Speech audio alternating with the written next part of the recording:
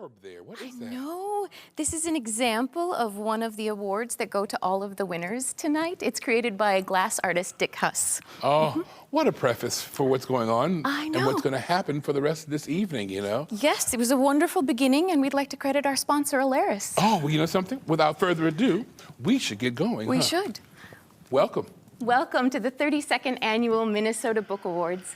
My name is Elaine Hopkins. I'm Director of Programs and Services for the Friends of the St. Paul Public Library, and I'm so pleased to be able to welcome you to this evening of celebration of Minnesota writers, admittedly under slightly different circumstances than we had imagined. If you're new to the Minnesota Book Awards, welcome. This is a year-long program that connects readers and writers statewide with the stories of our neighbors. And it's made possible through the generous support of many, especially our presenting sponsor, Education Minnesota. I would like to thank all of the sponsors and organizations who make this program possible, listed out in the pre-show credits and at the end, so do stick around. I'd also like to give a huge shout out to our partners here at SPNN, who are literally making this possible right now from their studios in St. Paul. Thank you. We'll be announcing winners in 9 categories tonight. This has not been previously recorded, so you will be seeing and hearing their names live here for the first time. We're even going to call the winners to get their immediate reactions. We'll also be celebrating 3 special award winners that have been previously announced: the Book Artist, Hogan Minnesota History, and K. Sexton Award winners. Make sure to follow and tag us on social media. We want to hear your comments about the books, the authors, the event, and if you have chosen to dress up for the occasion, by all means, send us a selfie. We're so glad you're with us. As we begin this evening, we want to acknowledge the Dakota people, indigenous keepers of the land from which we broadcast tonight. This land was reserved by the Dakota in the Treaty of Traverse des Sioux, signed by the United States in 1851, and remains sacred to them today. We'd also like to acknowledge the Ojibwe people, fellow indigenous inhabitants of this land. Dakota and Ojibwe people are also the original stewards of story here in this place we now call Minnesota, and the Friends wants to honor that tradition and the knowledge and values embedded in it as we work to lift up storytellers in our state today. The Minnesota Book Awards is truly a statewide program, and so we couldn't be more pleased to have a special welcome message from Peggy Flanagan, a mom, a member of the White Earth Band of Ojibwe, and Minnesota's 50th Lieutenant Governor. Hi, Minnesota. This is Lieutenant Governor Peggy Flanagan. Tonight we celebrate virtually the stories and voices that connect us as Minnesotans. The Minnesota Book Awards celebrate people of all backgrounds from every corner of our state who are brave enough to share their stories so that we all have the chance to see the world through someone else's eyes. It is in lifting up these many voices that we may find beauty in our differences and comfort in our commonality. In these uncertain times, we can turn to stories and to art to help us build community and connection with one another. Tonight we have a new opportunity, the chance to gather together as many readers and writers as we can in the first ever live stream Minnesota Book Awards ceremony. Thank you for joining us tonight. Stay safe, Minnesota, and keep reading. Thank you so much, Lieutenant Governor Flanagan. And now it is my absolute pleasure to introduce our host for the evening, T. Michael Rambo. T. Michael is a regional Emmy award-winning actor, a vocalist, arts educator, and public speaker. He's made an indelible mark in the Twin Cities, performing principal roles at such theaters as the Guthrie, 10,000 Things, Penumbra, Children's Theater, and Minnesota Opera, to name just a very few. T. Michael, I am so thrilled that you're here tonight. Well, I thank you, and it's a delight for me to be here as well. You know, it's really great to be able to share in this evening's festivities to celebrate Minnesota writers. As an emerging writer myself, I'm writing a little children's book, working on it right now, Imogene, the Fashion Queen, and the Missing Sock. Wait for it. I know. Well, in any event, we'd like to recognize the support provided by our presenting sponsor, Education Minnesota, the state's educators union, representing 70,000 professionals working together for excellence in education for all students. Speaking to Education Minnesota's commitment to learning and literature is Vice President Bernie Burnham. The educators of Minnesota are proud once again to sponsor the Minnesota Book Awards. We do it because we as educators can't do our jobs without a steady supply of good books coming into the world. Let me explain. Education Minnesota is the labor union of educators from all over the state, from preschool teachers to paraprofessionals to classroom teachers to instructors in the state's two-year colleges and even some professors in the University of Minnesota system.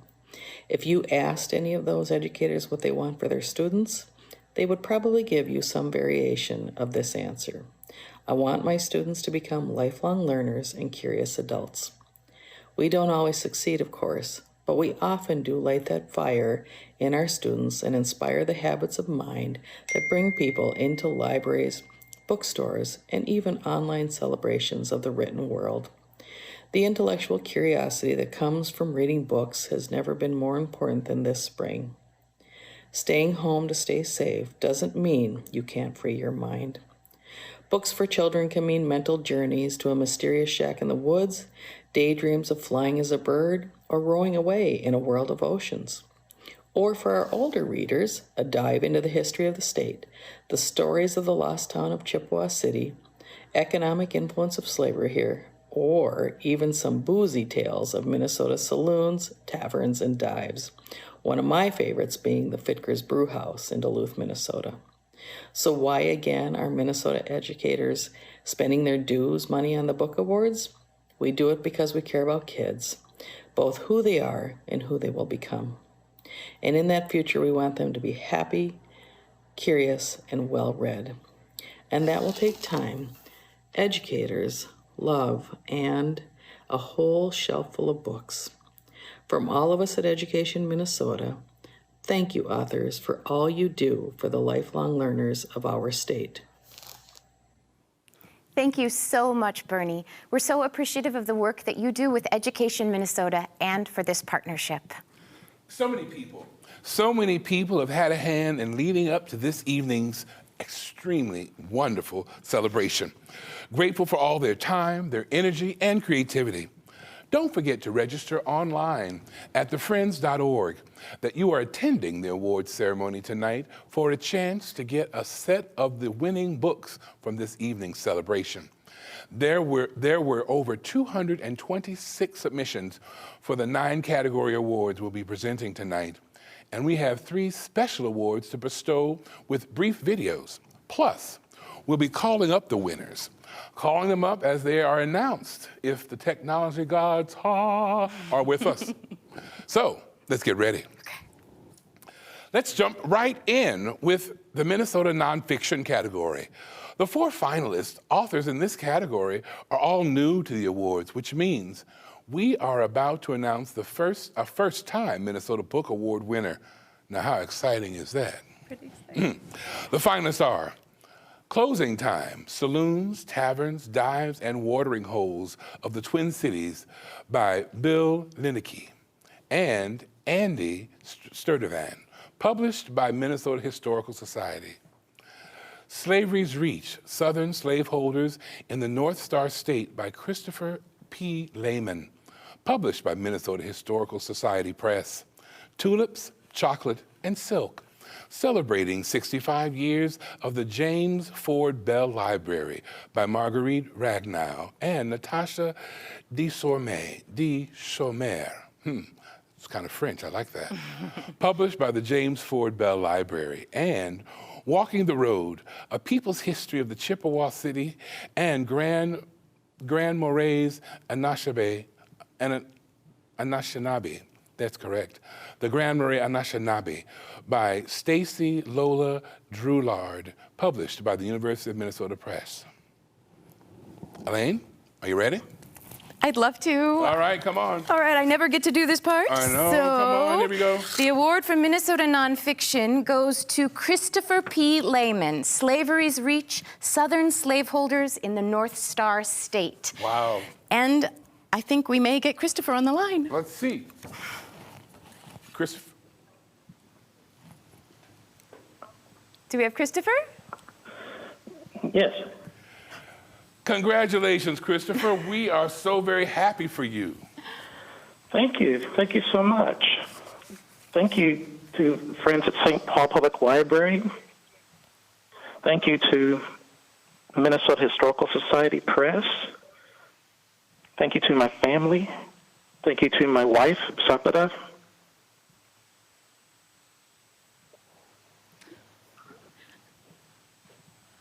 Well, Christopher, we thank you for this incredible book you've created, and thank you for acknowledging all the loved ones in your life and those who have supported you to bring this book forward and to be a winner, the first-time winner of this award in this category. Thank you. All right. So our next award is for middle grade literature with debut authors and returning finalists, sponsored by Education Minnesota. Here are the finalists. The Line Tender by Kate Allen, published by Dutton Children's Books, Penguin Random House. The Lost Girl by Anne Ursu, published by Walden Pond Press, HarperCollins Publishers. The Missing Piece of Charlie O'Reilly by Rebecca K.S. Ansari, published by Walden Pond Press, HarperCollins Publishers. And A Tear in the Ocean by H.M. Bauman, illustrations by Yuko Shimizu, published by G.P. Putnam's Sons, Penguin Random House. Over to you, T. Michael. Oh, this is my chance. Oh, and the award goes to, let's see here. This is really sealed. I don't want to get a paper cut. Don't get a paper cut. All right. The winner for the 32nd Annual Minnesota Book Awards for Middle Grade Literature goes to Kate Allen, The Line Tender. Kate, are you with us? I'm there. Hey, welcome. Congratulations. Thank you so much. I bet this is pretty exciting, huh? It's very exciting. Thank you. Wonderful. Well, what do you think about the fact that you have a chance to be among so many amazing authors as an award recipient this year? It's really just amazing. I just, The Line Tender is a love letter to Massachusetts, where I grew up, but it took moving to Minnesota to be able to write it. And I just like to thank the Friends, the Loft, the Minnesota Kidlit community, and my beloved writing group, Supergroup. I have a great respect for the young readers and the librarians, teachers, and booksellers who inspire them. Thank you to Dutton. Thank you to my editor, Andrew Carr, and my agent, Michael Barrett. And lastly, I'd like to thank the people closest to my heart, my parents, my in-laws, my friends, my sons, Sam and Leo, and my husband, John, for all of your love and support. Thank you so much. Thank you for being such an inspiration and for being able to bring us such a phenomenal book. I love the cover, by the way. That's really cool. In addition to honoring the writers and illustrators for their tremendous work, this evening we also celebrate those who have helped create and improve our literary ecosystem. Next is a special award bestowed on an individual or organization for outstanding contributions to Minnesota's literary community. Named for Kay Sexton, a career bookseller and dedicated arts advocate. The award is sponsored by St. Catherine's University, and this year's recipient is James Linfesti. We call him Jim around here. Let's take a brief look at his exceptional literary life and a short video, and then we can hear from the man himself.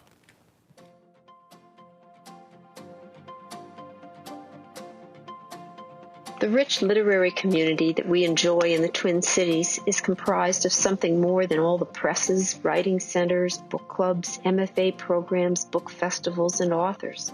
The special and intangible extra is a positive atmosphere that honors the written word and welcomes all who want to create and partake in it. Jim Linfesti helped create that atmosphere.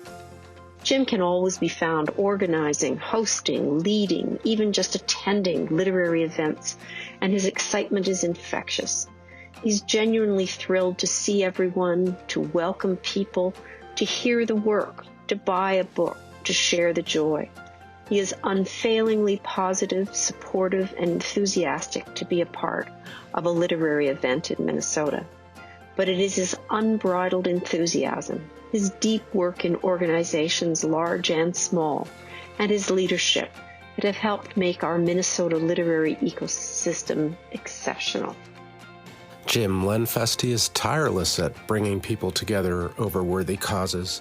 And as such, he has organized amazing events, such as Poets, Writers, and Musicians Against the War on the Earth, which shows how literature can address environmental concerns. I am also repeatedly cheered that his eco-advocacy takes the shape of letters to the editor, opinion pieces, and columns that have appeared in a variety of newspapers. This, too, is using the medium of writing in the community to address one of the most important issues of our time. It might be the case that Jim's primary work in the local book community was as the chair of the Literary Witnesses reading series based at Plymouth Congregational Church, a post he held for 20 years. In this capacity, he brought to the Twin Cities an astonishing array of writers whose work intersects spiritual and humanistic concerns. In my opinion, the benefit to local audiences to hear from, interact with, and be inspired by such writers is immeasurable. Among those who've made our literary community here what it is, Jim Lenfesti holds a singular place in my experience. He was among the visionaries who conceived of Open Book and then organized effectively to establish the nation's largest standalone literary and book arts center. He has served on multiple boards. In addition to this impressive record of public service to literary causes, Jim also has a significant record of accomplishment as a writer. He's written nearly a dozen books, including collections of poems, essays, and narrative nonfiction. And he's been a committed and beloved teacher of and mentor to countless writers, many of whom have gone on to enrich our community immeasurably. It's been such a joy for me to come to know Jim. I'm so pleased to see him getting this recognition.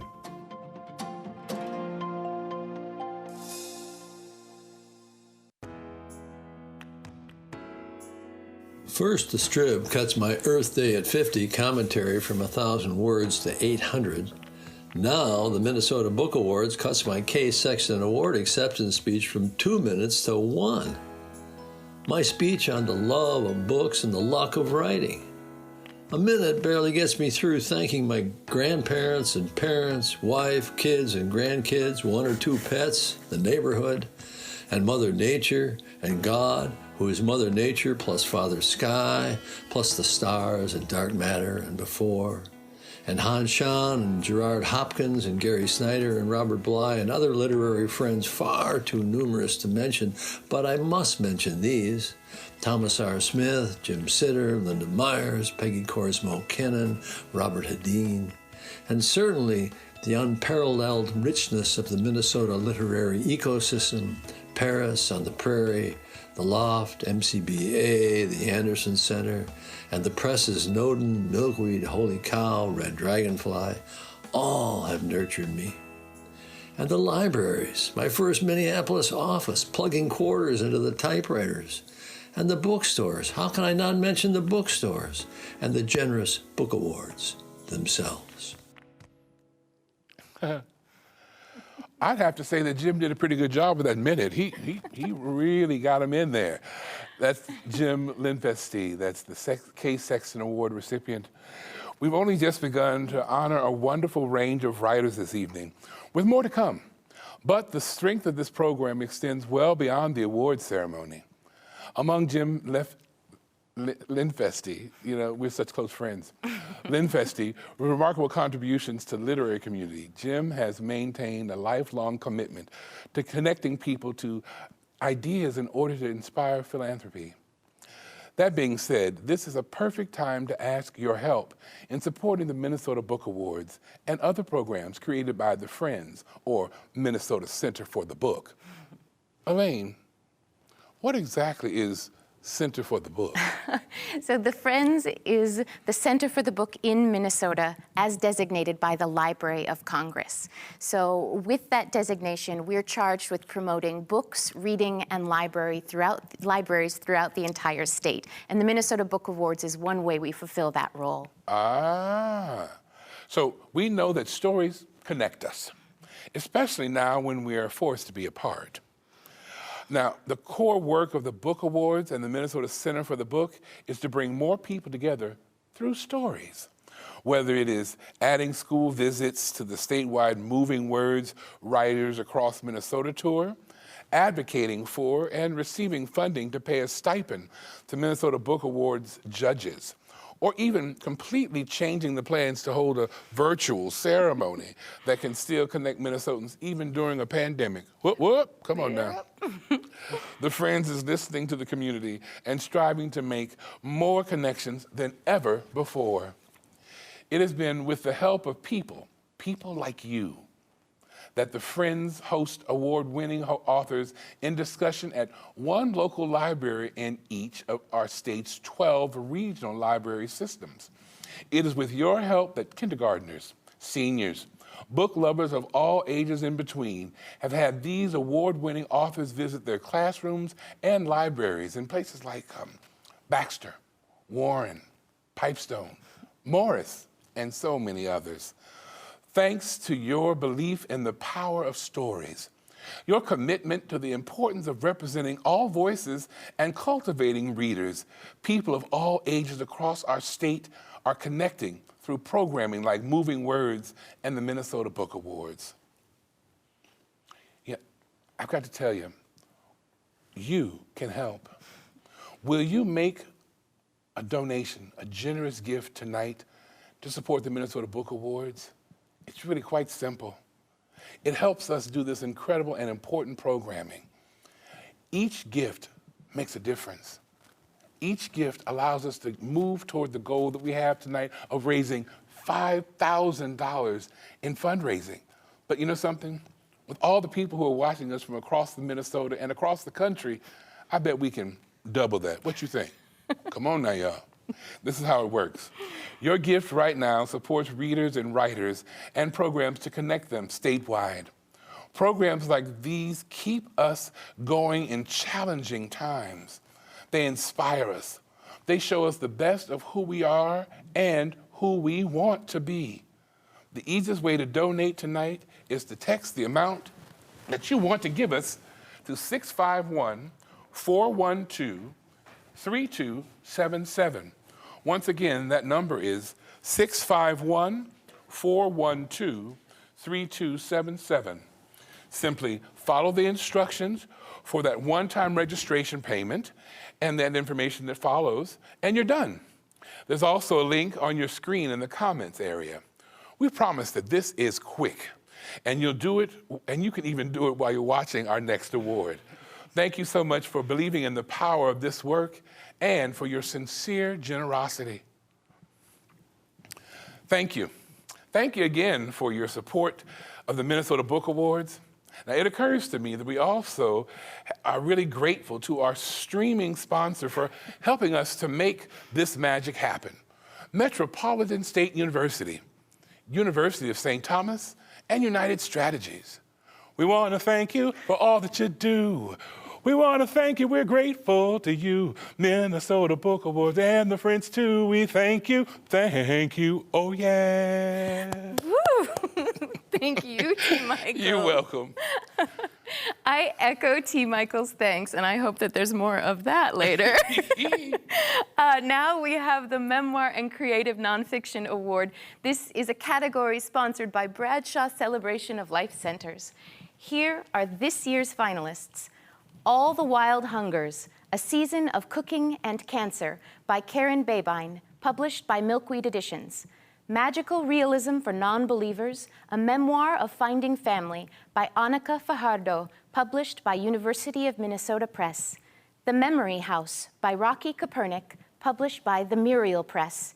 And The 29th Day, Surviving a Grizzly Attack in the Canadian Tundra by Alex Messenger, published by Blackstone Publishing.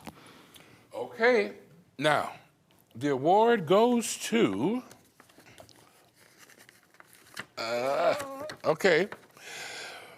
for Memoir and Creative Nonfiction, it goes to Karen Babine, All the Wild Hungers, A Season of Cooking and Cancer. Wow, Karen, are you with us? I am here. What a sensational opportunity for us to thank you and congratulate you that you're here with us. Oh, thank you so much. This is such an honor. Such a great category to be a part of. And what a thrill to be able to honor my mom in this way. Yeah. I didn't really start cooking until a few years ago, and when I did, it really just unlocked how many food stories there were in my family. And I was thinking that, you know, in these days, when I was a kid, we'd be going to plant our giant vegetable garden, and my mom would let us have a row of our own and let us plant anything that we wanted to in it. And so I was thinking today about this time of deep anxiety and how food can be some ways that we love each other and connect, especially across distances. That's beautiful. You know, and in a time when we think about the power of victory gardens, what a victory for you to celebrate your mother with this book. Absolutely. And to also be a recipient. Thank you again. Thank you. Let's go back to the beginning, or beginning readers, that is, with the award for children's literature sponsored by Books for Africa. The finalists for children's literature are Ada Zhao, Playing with History at the American Swedish Institute by Nate Christopherson and Tara Sweeney, published by the University of Minnesota Press. Home in the Woods by Eliza Wheeler, published by Nancy Paulson Books, Penguin Random House. A Map into the Woods by Kao Kalia Yang, illustrated by Seao Kim, published by Carol Rhoda Books, Lerner Publishing Group. And My Footprints by Bao Phi, illustrated by Basia Tran, published by Capstone Editions and Capstone. The award goes to... Okay, here we are. The book award for children's literature goes to Kao Kalia Yang, A Map into the World. Wow, now that's exciting. Kao, are you with us? I am. Oh, congratulations. Nice. Congratulations. Thank you. Thank you so much. I'm so happy.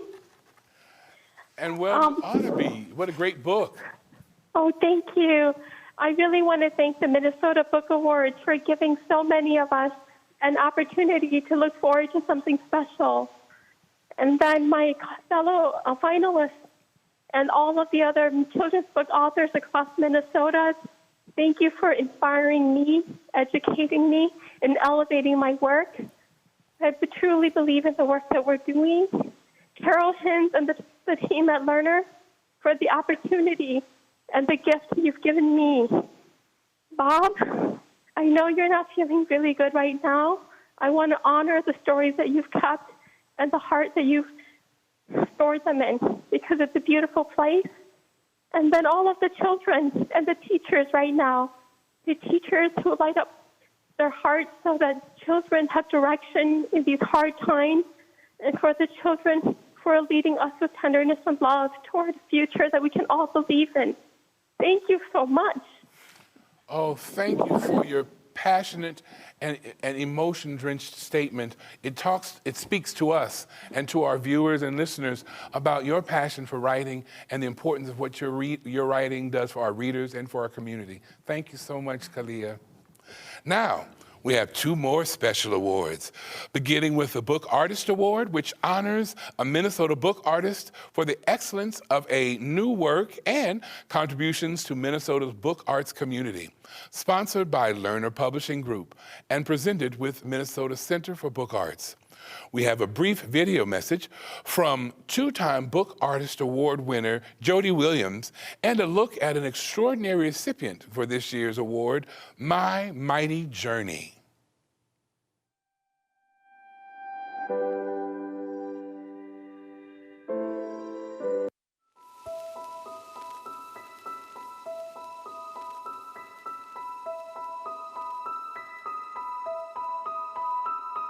Jody here, with a huge thank you to everyone connected to the Minnesota Book Awards, and especially to those who are making this virtual ceremony happen. I am thrilled that My Mighty Journey is the 2020 Book Artist Award winner.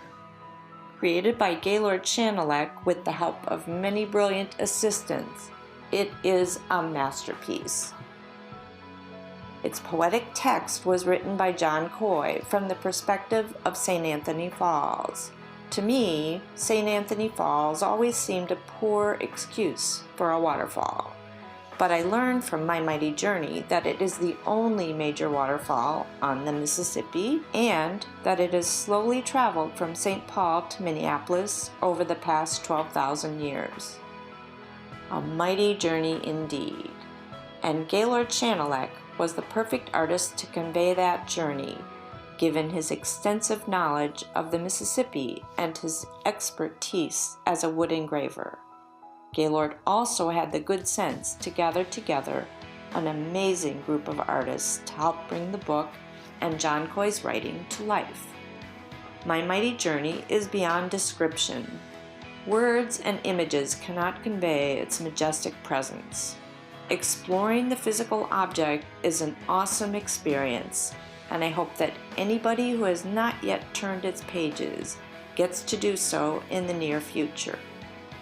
While I am happy to have this opportunity to talk about My Mighty Journey, it is with a bit of sadness because I am unable to physically pass on to Gaylord the stunning tiara that Erica Spitzer Rasmussen placed on my head last year, although I must admit that I don't really mind hanging onto the tiara for now.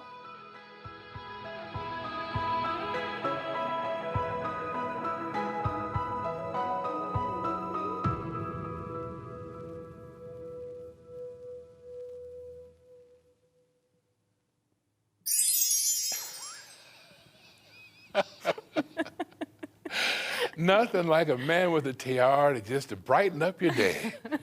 Congratulations, Gaylord and team. That book just is remarkable. What an amazing piece of art. It is. And I mean, just the fact that the Center for Book Arts came together and collaborated on such a curation of beautiful text and story. Now, our next special award is for the Hoagnander Minnesota History Award, a biennial award for a full-length book of scholarship on the topic of Minnesota history, funded by the Hoagnander Family Foundation. The inspiration of Orville Joe Hoagnander was that this award stems from his family's belief in the importance of studying and preserving history and their long-standing relationship with the Minnesota Historical Society. Let's hear from this year's honoree, William D. Green, author of The Children of Lincoln, White Paternalism and the Limits of Black Opportunity in Minnesota, 1860 to 1876.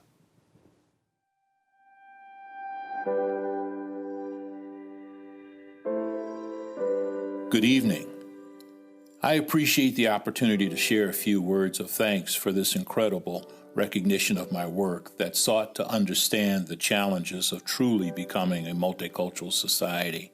As my book begins in 1870, when the supporters of African Americans ratified the 13th, 14th, 15th Amendments, as well as various civil rights enactments, a wave of white supremacy swept through the South seemingly unimpeded, and at the same time, the practice of Jim Crow remained the social custom throughout much of the North.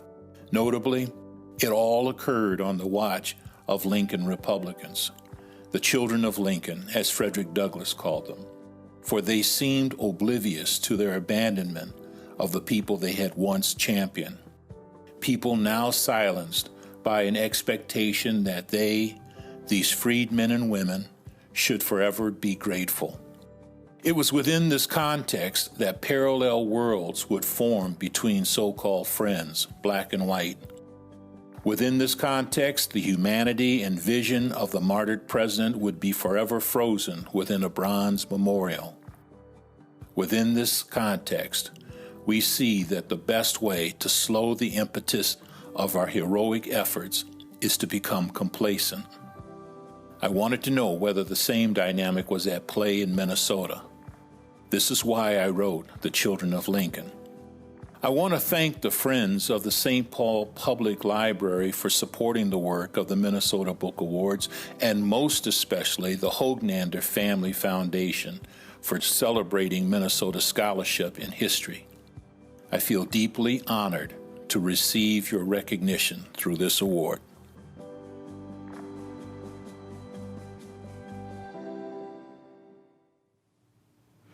Congratulations, Bill.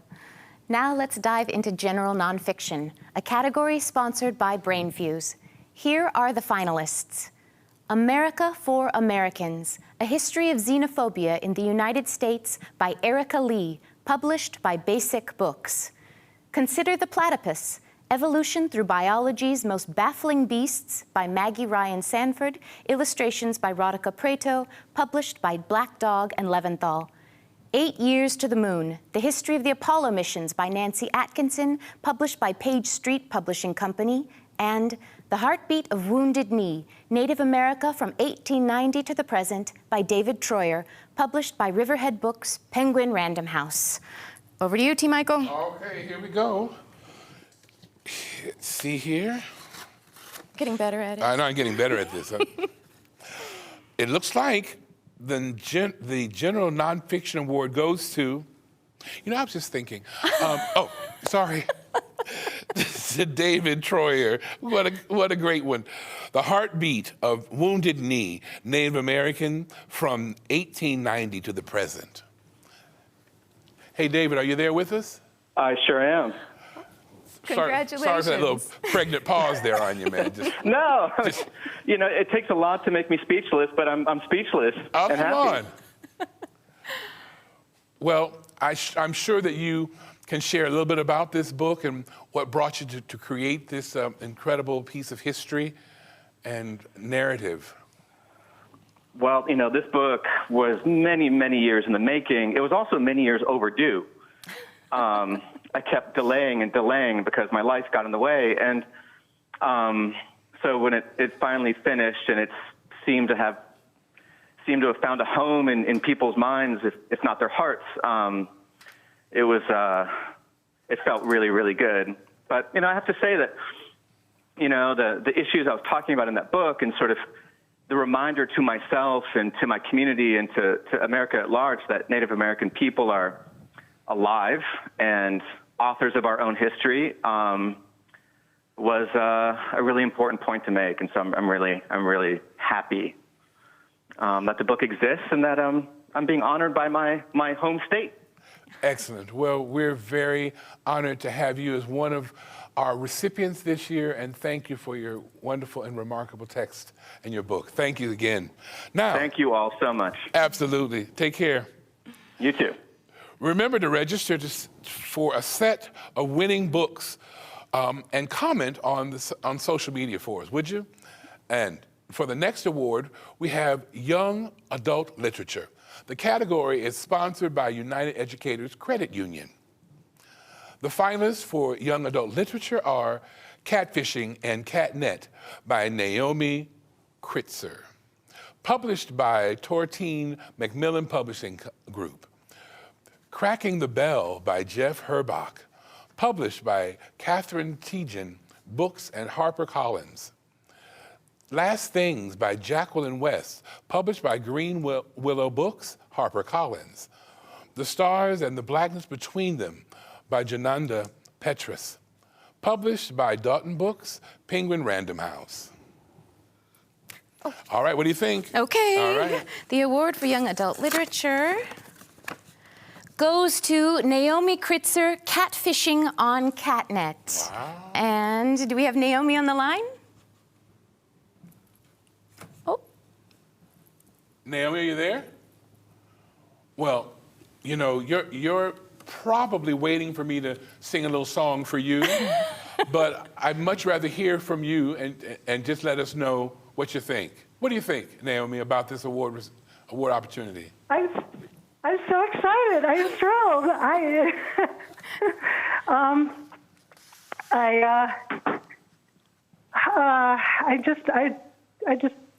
I'm really excited, and I really appreciate this, and I feel so honored, and I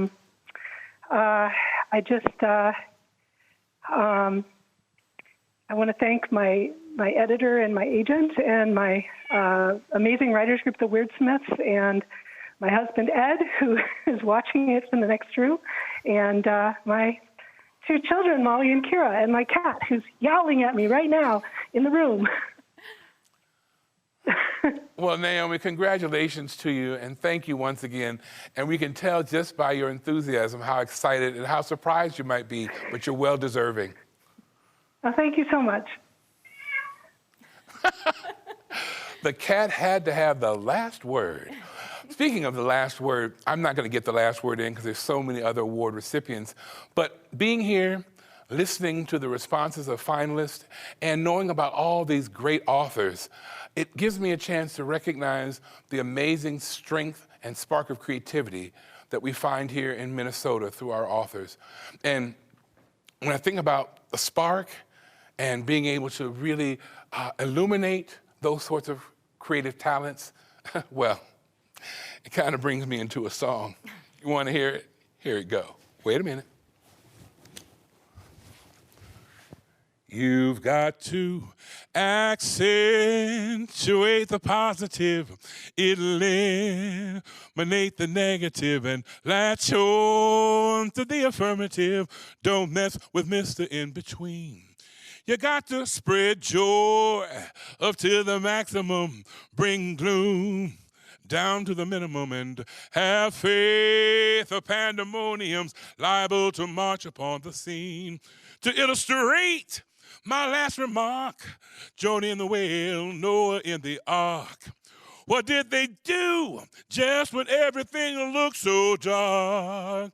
Man, they said you got to accentuate the positive, eliminate the negative, and latch on to the affirmative. Don't mess with Mr. In-Between. No, don't mess with Mr. In-Between. Well, don't mess with Mr. In-Between. Woo! Why, thank you. That was wonderful. Thank you so much, T. Michael. I think that you are a perfect person to be spreading some joy in Minnesota tonight. I also want to say thank you to everyone watching tonight. I think that, T. Michael, they have taken you up on your challenge because I was just texted that our donations raised so far tonight total $7,400. So I think that they want to raise $10,000, maybe. I feel like it's in the house, and we need to make that happen. So thank you so much to everyone who has donated so far tonight. We really, really appreciate that you make this program possible. That's right. Your generosity makes a great difference. And as Elaine's already said, we thank you immensely. Now that I've got that out of my system, I didn't have to read that. I could actually say that. I got that out of my system. We can move into our last set of awards, starting with novel and short stories, sponsored by College of St. Benedict and St. John's University. Here are this year's finalists. Evidence of Thee, a novel in fragments, facts, and fiction by Sheila O'Connor, published by Rose Metal Press. Stray by Nancy Houdin, published by Nine Star Press. Suicide Woods by Benjamin Percy, published by Grey Wolf Press, and The Tender Land by William Kent Kruger, published by Atria Books, Simon & Schuster. Okay. What do you think? You ready? I am ready. Okay. I'm ready. The award for novel and short story goes to Sheila O'Connor, Evidence of Thee, a novel in fragments, facts, and fictions. Oh. And Sheila? Yes. Here it I'm is. here. Thank you. You're Thank welcome. you so much. They're cheering in the next room over here. It's wonderful. Thank you. I want to just say thank you to all the readers who made a space for this history and all the people who believed in this book along the way, especially my family and my friends and my fellow writers, the Minnesota State Arts Board and Rose Metal Press for bringing this work without any boundaries into the world. This is a win for me, and it's a win for all the girls and women who have had their stories erased, past and present, and for the tens of thousands of girls unjustly imprisoned across the United States. You can see I'm emotional about this win and winning for the girls. And I want to really thank my mother and her mothers for surviving this and for all the ways they triumphed and for giving me their gifts of strength and curiosity and rebellion. Thank you. You're very welcome. And what a triumph indeed. Thank you for your Thank you poignant so words. much. Have a beautiful rest of your evening. Congratulations. We love watching you here. Oh, great. Thank you so much, Thank Sheila. you. We only have, Bye-bye. bye-bye now. We only have 2 awards left. And thank you for being here with us for this virtual evening, if you will. We are also very grateful that you decided to spend time celebrating Minnesota books. Please keep those social comments coming. Maybe you can share a toast or a picture of what you're wearing or something of that effect. Yes, thank you so much for your generous donations. If you've enjoyed this program tonight and want to show your thanks, please consider making a gift of some sort. And let's see here, how do they do that again? They do that by text to give or online donation instructions, which are in the event description on YouTube. Thank you very, very much. Yeah. So, our penultimate award is for poetry. This is a category sponsored by Wellington Management. This year's finalists are Bodega by Sue Wong, published by Milkweed Editions. A Bony Framework for the Tangible Universe by D. Allen, published by The Operating System. Mitochondrial Night by Ed Bach-Lee, published by Coffeehouse Press. And Safe Houses I Have Known by Steve Healy, published by Coffeehouse Press. Over to you. Over to me? The award for poetry. Oh, this is getting a little easier for me. Right. Sue Wong for poetry, Bodega. Congratulations, Sue. This is phenomenal. Are you there with us, Sue? The award for poetry. This is getting a little easier for me. Hi. Hi, is this Hi there. Sue? Yes. You were listening to me listening to you. How about that? Congratulations, Sue. Hi there. Thank you. Phenomenal. Hey, Sue, do us a favor and turn your Hello? sound down a little bit in the background.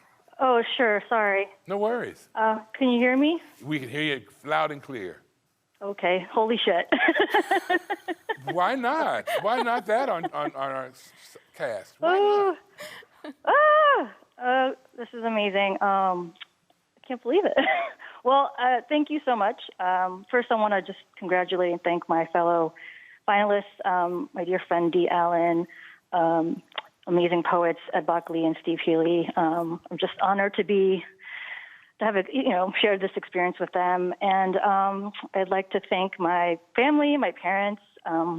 Without their love and sacrifice, obviously the book wouldn't have happened. And everyone at Milkweed, past and present.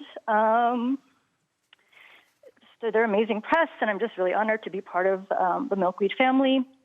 And lastly, I just want to say, as we lament the second month of lockdowns, I'd like everyone listening to consider what it would feel like after 20 years. And I'm not trying to be hyperbolic, but I know many amazing human souls who have been and are enduring this cruelty in the name of so-called justice. And there are 2 million people incarcerated in this country. And as we try to reimagine a better, more equitable world, I hope that this pandemic will shine a light on issues that have been hidden on purpose, and that we can truly transcend the dark ages and how we treat one another. And so I'd like to dedicate this award to all the amazing people I work with at the Minnesota Prison Writing Workshop, and to all the students who have been Bodega's biggest cheerleaders. And so this award is for them. So thank you so much. Sue, thank you. Thank you. Yeah, you raised so many very important points in your acceptance speech, and things for us all to consider. Now we've arrived at what we might call the last. We will call it the last award of the evening. How about that? Yeah. How about we do that? Yeah. Mm-hmm. Yep. The category is sponsored by Macalester College. It is for genre fiction. The finalists are Black Leopard, Red Wolf by Marlon James, published by Riverhead Books, Penguin Random House. The Body Keeper by Anne Fraser, published by Thomas and Mercer, Amazon Publishing. Ice Cold Heart by P.J. Tracy, published by Crooked Lane Books. Nothing More Dangerous by Alan Eskins, published by Mulholland Books, Little Brown and Company. And the award goes to... Okay, the last one of the one. night. The award for genre fiction goes to Marlon James, Black Leopard, Red Wolf. All right. All right, do we have you on the line, Marlon? Mr. James, are you there? I am, I'm here. Hey, what a great honor it is for me to be able to acknowledge this award by someone who is not only a phenomenal writer, but an awfully cool cat. Well, thank you. You're welcome. So say some more about the book and let us hear from you about accepting this award.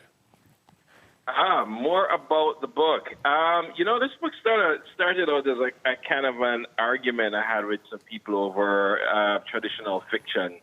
You know, which is usually set in European cities or European realities. And, you know, I mean, growing up as a fantasy nerd, I remember at some point, you know, realizing that to enjoy this genre is to enjoy a genre that I'm rarely in.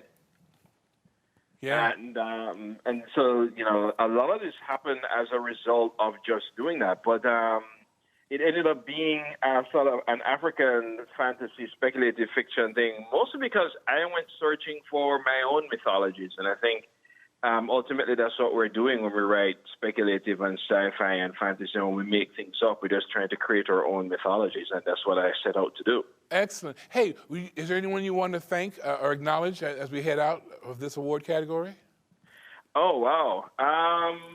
You know, of course, I'll thank my long-suffering editor, because this was in an English which he has never seen before. So I have to give him props for that, and my agent, and also, you know, my long-suffering writing assistant, Jeffrey Bennett, who's a native of Minnesota, from Edina, and, you know, and met him through McAllister, and he's still, you know, I'll call him and go, the Zosa tribe, I need everything and I'll get it in a day.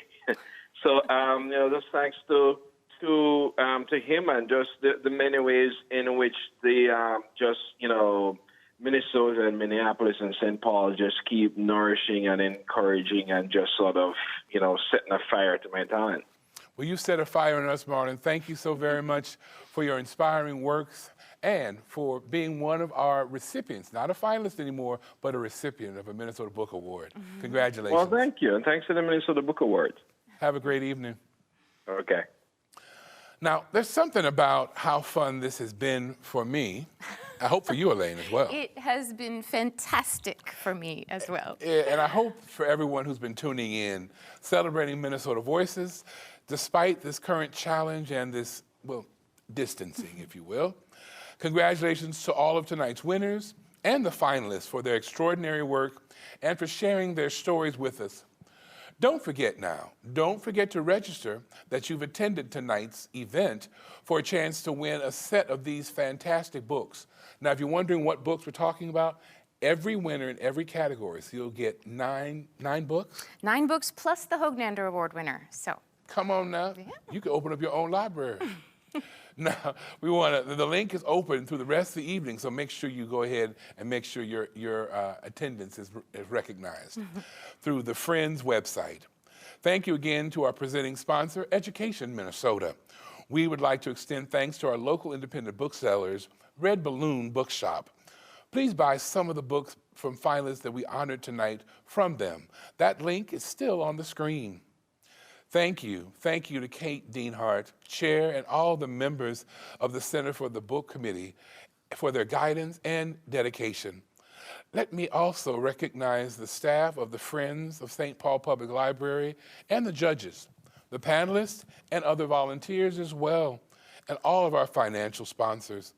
Also, we have to give a huge thanks to SPIN, St. Paul Neighborhood Network, SPNN. I had to try to say that, but I should have left it alone. Especially Steve Brunsberg for helping to get tonight's event into your house.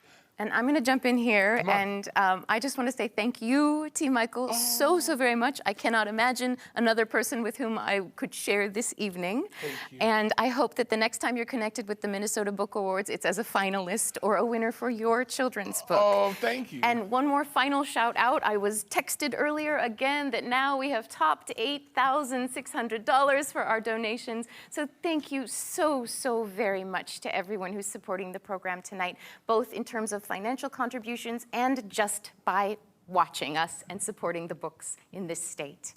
And tonight, the evening is still young. There's still time to reach that $10,000 mark. And thanks to all of you for being a part of the 32nd Annual Minnesota Book Awards. We usually have an epilogue after party at this point, so what I'll have to do is I hope that you'll join us in raising a glass. Here we go. Having a virtual toast to this amazing work and to all these amazing writers that we've honored this evening. Thank you again for being here with us. Good night and good reading. Cheers. Cheers.